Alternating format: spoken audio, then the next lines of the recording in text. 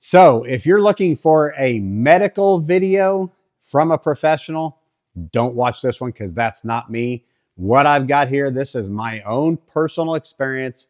This is the good, the bad, the ugly that's happened to me and the things that we've went through. So check it out. Here it is. Seems like yesterday, but believe it or not, it's been 4 weeks since my prostatectomy, the removal of my prostate. Let's just call it that way, the normal way to call it instead of the doctor's version. But hope everybody had a Merry Christmas and a Happy New Year. But just like I said, we are literally 4 weeks in right now of having my procedure, having my prostate removed. And I feel like it's important to come on here and do this video. Obviously, I'm anxious to get back to work. And for me, that's being on the water fishing tournaments. And that's right around the corner. And the way it worked out for me, I think it's going to work out great for me in the upcoming season. So, before I get into some of the details of it, I just want to thank everybody for all the prayers and well wishes, the people that have checked on me, that were genuinely concerned. I mean, it's been really meaningful, very, very meaningful. And thank you all that have done that. And then for those of you with the concerns for your own health, that's one of the reasons I want to do this video, is to just share with you all my experiences. And I encourage you all to go back and look at the previous video we did. Read some of the comments on there. Read some of the people's stories, the good, the bad, the ugly of people's experiences. But that's why I feel like I want to do this, is because if you're a person out there that's going through this process or something similar, I encourage you to go back and check it out. So, with that being said, just a reminder, I'm not a doctor. These are just mine and my wife Bobby's experiences and observations. And like I said, on one hand, it seems like yesterday, but I can't believe it's been a month. So I'm shocked at how well I feel already. According to the doctor, he had me a little concerned about how my recovery was going to be. And I think that's based on each person's own individual experience. And just from him and other people I've talked to, is everybody's health or condition beforehand. So when I went into this procedure, I felt like I was in pretty good shape and, could handle it okay. Like I said, the first couple of days after the procedure, I was kind of wondering what I'd gotten myself into, because I got to say I was pretty sore, and the whole catheter experience was an interesting experience. But now that I fast forward, a month after the fact, I mean, it just all seems like a really a piece of cake. So obviously most of my content is outdoors based, fishing, hunting, anything outdoors. Obviously fishing is how I make my living, and the people that follow it, that's what they want to tune into. But I felt like I wanted to share with what I was going through, why you weren't going to see so much outdoors content for the last couple months. But at the same time, I'm ready to get back out there and get to work and start sharing the outdoors and hopefully some good fishing success along the way. But I felt like it was important to share with everyone what I was going through and the experiences that I've had. So if you're going through the same experience that I have, or something even similar that you can relate to, but this is based on me having to have my prostate removed because of prostate cancer. So, if there's something you want to tune into, great. I'm going to try to be brutally honest about the good, the bad, the ugly, and things that I was prepared for, things that I wasn't prepared for. But, here it is. And what it kind of reminds me of, I don't know why this is coming to mind, but it's kind of like if you're a parent, when you have a child and you go to the hospital and then you leave the hospital, here's your baby, go home and learn how to do it. And that's kind of how it was to a degree of, here you are in the hospital, you got these nurses that take care of you. And then when you leave the hospital, you're kind of relieved to go home.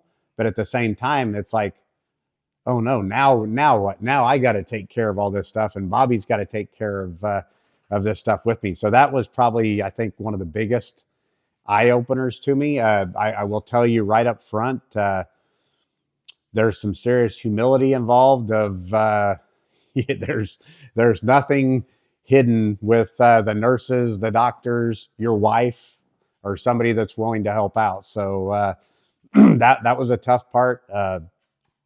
Probably the hardest part leaving the hospital was I was a little more sore than I thought I would be. And I tried to stay away from the pain meds and all that, because pain, to a degree, I feel like is a way for me to gauge how bad it hurts or discomfort or whatever. And it was never anything there where it was keeping me awake or anything like that. So the reality of it is that as far as the pain level goes, now you may not want to watch this part, but like I said, I'm going to be brutally honest. Ladies, don't get too turned on here. But I'm just going to show you guys my scars here, and don't be jealous of the 6-pack abs here. But so here they are. Here's my scars. So essentially, I have 6 holes in my abs. Essentially, what it was. So here, I'll just show you. So where are we at here? What's crazy is how well they've healed up. So I've got one here, one here, one here, one here, and then the biggest over here on my left side. So on the far side. Where, over here? Yeah. Okay, so right here. So what's interesting are these holes. They didn't really hurt much. This one was the one that hurt more. So what was interesting, the doctor explained this to me, is when they went into my stomach or into my abs, they essentially just pushed down through your muscle, and this really wasn't an incision. So they just pushed down through there. So those really didn't hurt much, which was really surprising. The one on this side was an actual incision where they had to cut through my muscles, through the different tissues, to remove my prostate. That one was pretty sore. And the only thing I can even, not to relate to it, but I guess what it would be an experience like is I feel like I was stabbed in the stomach. And that one I still have a little bit of discomfort for. From the way he explained it, is there's several layers of stitches or however they connect all those together. And I can kind of feel them. It actually feels really weird in there. It feels like there's like staples in there right now. But what's interesting about that too is how quickly everything's healed up there. There was actually no actual old school stitches in anything. And they basically put like this fancy super glue over everything because it eventually peeled off. But okay, that's enough about the scars. So we come home from the hospital, and the biggest challenge at that point was learning to deal with a catheter. And that one was interesting. Was it fun? No. Yeah, it was one of those things you don't want to just go out for a night on the town or anything like that, but it didn't really slow me down that much. The biggest thing about a catheter is you have your home mode catheter, which is a bigger catheter, bigger bag, I guess you say, which can hold more. And then the smaller one, which was your mobile out on the town one that you could strap on your leg and all that stuff. So it was kind of humiliating from that part, because thank God I got Bobby that was there to help me with it and get me through that. But there's just a lot of cleaning and emptying and all that. But here's the perk of a catheter, especially if you're a little bit older. Of the greatest thing about a catheter was when I got in bed at 9 or 10 o'clock at night, I never got back up out of bed until the next morning when I was ready to go for the day. So the catheter just takes care of everything. You don't even know it. And I got to sleep really, really well. So that was a good thing. The bad part was the thing that, my good loving buddies I had me terrified of: the removal of the catheter. Thank you to the nurse that checked us out. She was awesome. And she actually prepared me for it, said it wasn't that bad. And she was right. It really wasn't that bad. And the nurse that actually removed the catheter, it really, really wasn't nearly as bad as what I was led to believe. The catheter I had from when I had the surgery, January, or on December 19th is when I had the surgery, until December 30th. So essentially, the day before New Year's Eve or whatever it was. So that was a big relief to go in and get rid of the catheter. And basically I went in, that was for a follow-up to get my catheter removed, and talked with the doctor. The big eye opener at that one was the doctor comes in and we were expecting him to say we're cancer free and we're moving on, but that wasn't the case. So with that thought, hold on. Okay, so on that thought, I had to go get a prop. I got an apple here. So what was the eye opener to us? I thought we were going to go in on that follow up and say you're cancer free, good to go, you know, all that. Well, what he told us was the way that my prostate cancer was. So imagine an apple. You know, this apple looks like it's ready to eat, and I could take a bite out of it. But everybody's probably experienced where you take a bite out of an apple and you find out it's got, you know, a worm or something bad on the inside or some rot on the inside. That would have been my cancer, but my prostate, the way I understand, was actually how how if you get an apple that's got a bruise on the outside of it, that's how my cancer was. So it was on the surface of the prostate. It wasn't on the outside of the prostate. It was on the surface of the prostate, meaning they have to wait, and we've got to come back in 3 months for a follow-up to make sure my PSA levels are down. So hopefully when I go back in 3 months, they'll do another blood test to test my PSA levels. And if all goes right, my PSA levels will be low, and that will be the indicator that hopefully I'm cancer free. If my PSA levels are still high, at that point, that'll be a new experience. I don't know what to expect from there, but at this point, all we can do is hope and pray that it's all contained to the prostate and we're cancer free. So we'll keep you posted on that for sure. Okay, so you saw my scars externally. How about internally? And this is, I'm not going to get into all the details of it. You can kind of do your homework and let the doctors online and all the research tell you. But, the catheter, having the catheter, like I said, was great for sleeping. Having it removed was a big relief. But here was the part that's probably the most humbling and challenging moving forward. I think 4 weeks in, I think I'm doing really, really well. And I'm thankful for that.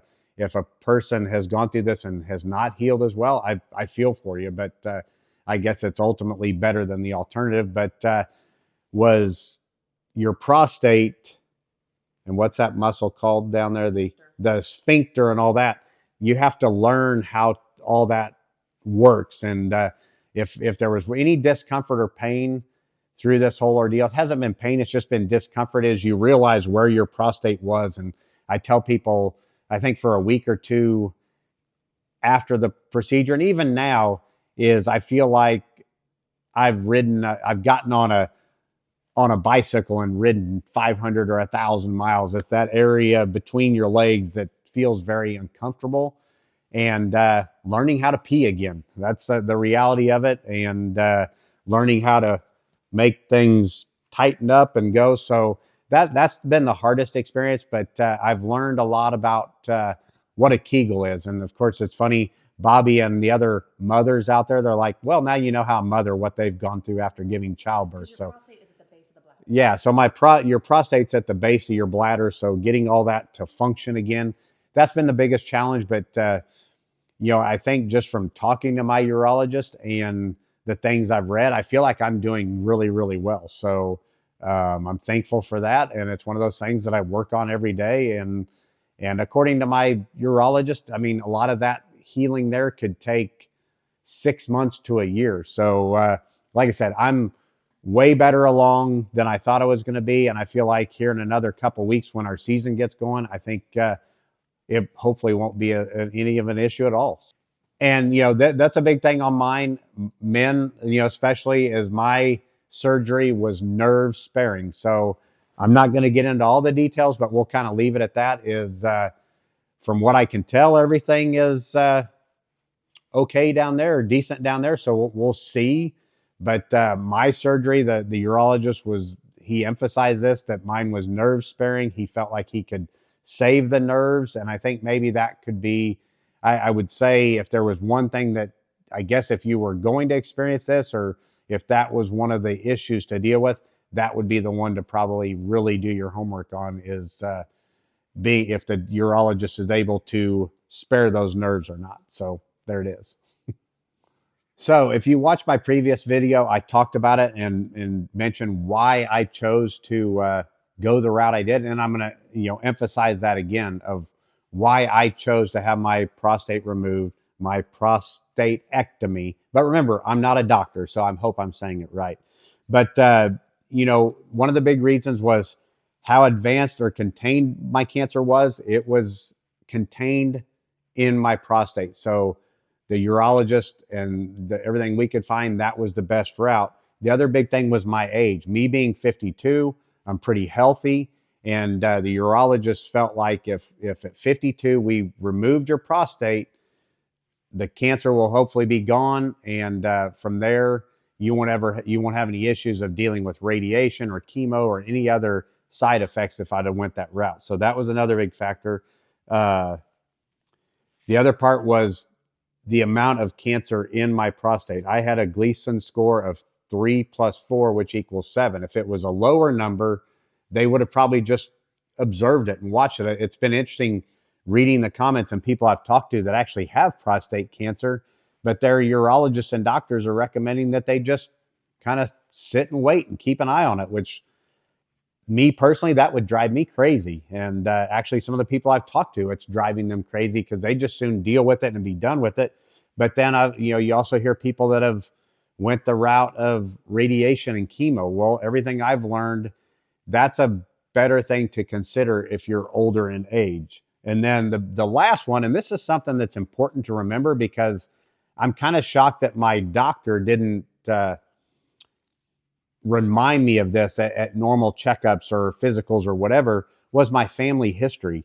I had 2 checks against me right from the beginning. My dad had prostate cancer, and prostate cancer is hereditary. And also my mom had breast cancer. So there's 2 checks against it right there, where meaning we should have been really watching and being observant for me to get prostate cancer. And, I said that in the previous video.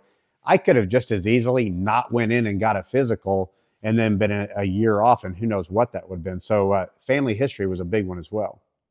So back to those numbers, those Gleason score numbers. Didn't even know anything about it till found all this out in November of learning Gleason scores. But that's the big thing in prostate cancer. So I'm surprised at how many men have prostate cancer right now and are just living with it. It's because their Gleason scores are lower. And believe it or not, a lot of men will die with prostate cancer, not from prostate cancer, but die with it because it's so common.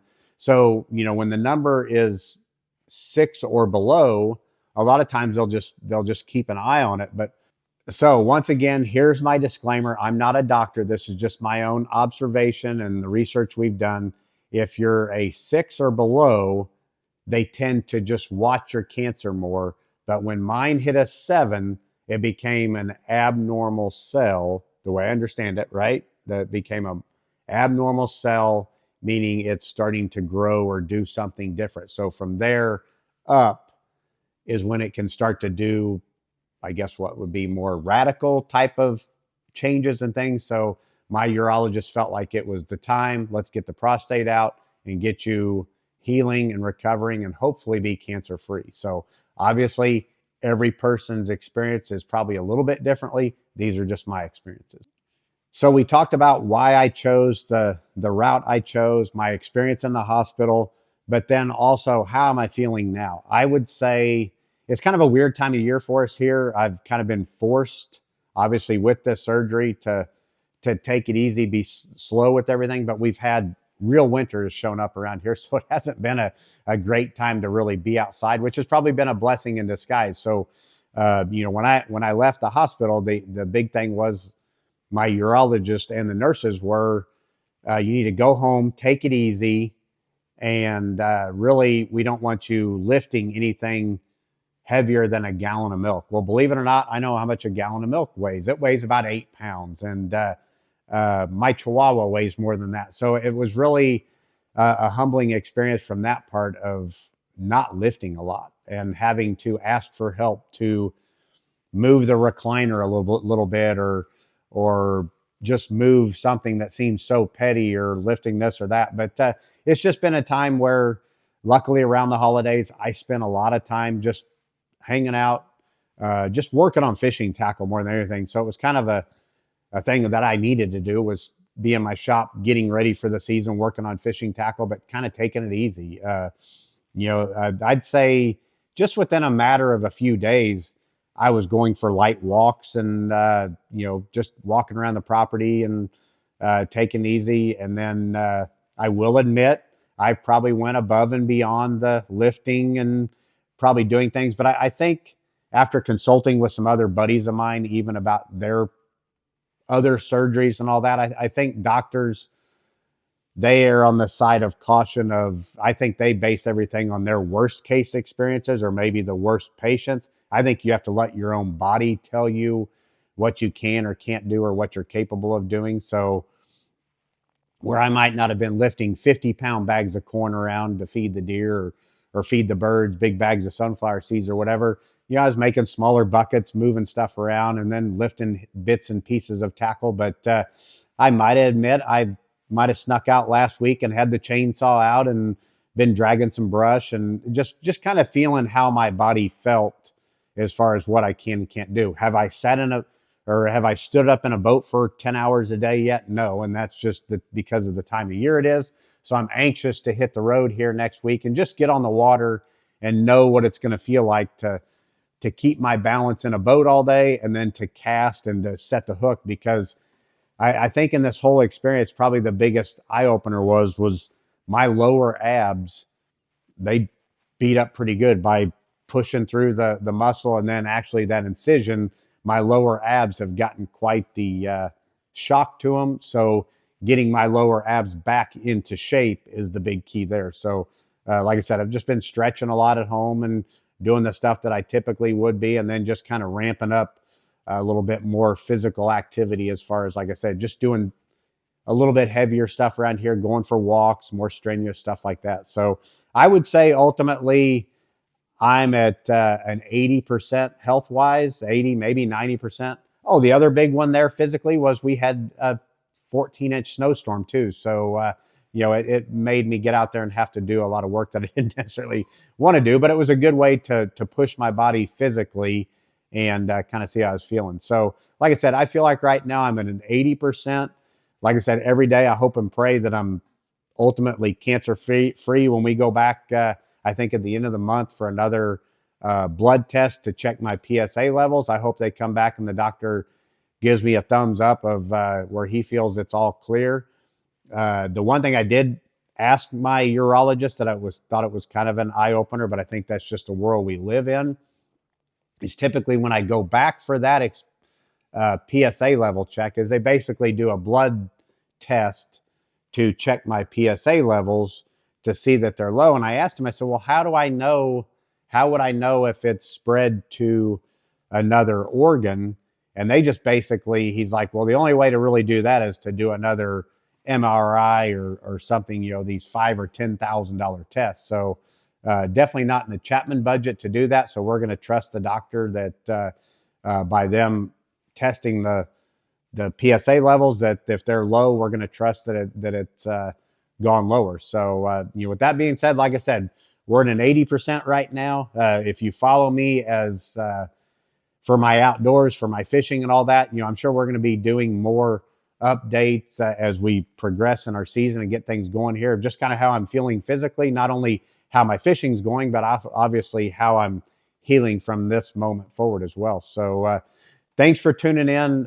Please leave some comments and opinions and stories, because it might be good for you, but it might save somebody else's life. It might encourage somebody to get out there. Like I said, I've been shocked at the conversations I've had with friends, family, fellow competitors, of people that really hadn't thought of going in and getting these things checked out, which have hopefully since and went and gotten checked out. So go in there, get checked out. And if you're going through this, our prayers are with you. And if you followed along, thanks for tuning in. And we'll be keeping you guys up to date. So thanks. So there it is. There's my 4-week update of how my prostate removal, my prostatectomy has gone so far. With that being said, I'm ready to get back to work. I'm ready to get outside, get to fishing. So You're going to see a lot of my content go back to what it's supposed to be about. But hopefully you find this helpful. And like I said, going forward, we're definitely going to be including that in there, because obviously my health and my performance, a lot of that and is good. My performance is going to be based on how well I'm healing and feel from this as well. So if I've created some new fans from this, thank you. The old fans, be sure to follow along, and we'll keep you up to date. So thank you.